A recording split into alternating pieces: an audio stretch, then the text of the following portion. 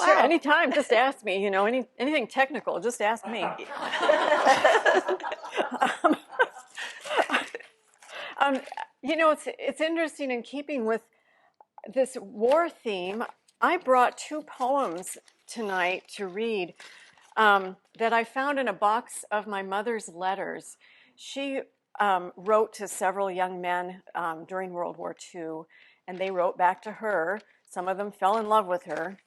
And one of them, Mel, she exchanged letters and poems with him.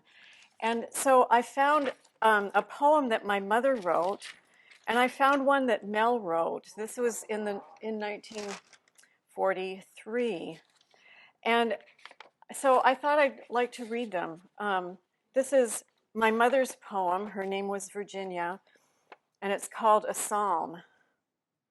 Daring not to ask God's help to shape this prayer, this blundering outcry of the soul, I struggle to compose a thought worthy of our Master's heed. Other men tonight are seeking aid of him, guidance, strength, in shell-torn villages and flame-searched skies, men in death's agony, giving life itself for home and country. Yet would give their lives thrice o'er. Yet he has 1,000 years for our cries of bitter disillusionment and fears. I think of those who really need him, and my lips fail, ashamed of their petty pleas. I can only kneel in mute and humbled reverence, and behold, I have spoken with God. So that was a poem my mother wrote. And then I guess they used to critique each other's poems, because at the bottom here, she writes to him, how about tearing them apart and marking them up like you used to? That is, if they're worth the effort. And don't forget to use your favorite adjective, trite, often. You can hear. Cheerio, Virginia.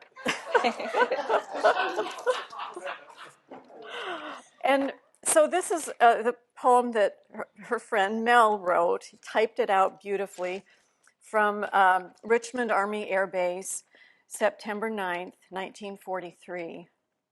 It's called Casualty List. They listed the names alphabetically, and you had a queer sort of lump in your throat. And the names were a misty ache in your mind until that particular name screamed like a wounded child, amazed at the hurt. You remembered the years in a flash, the fun, fear, moods, and adolescent dreams you shared, together in the meadows next the city's glaring signboards advertising gadgets of science. The gadgets, the twisted ganglions, blotched flesh, gunpowder wrecked by inhuman gadgets of fire and trigger and flame. Sadly now, you turn to the entrance, your kids in the backyard, the old lady in the kitchen cooking. She knew him too. She'll be very sorry, but she'll make you eat your supper while it's hot.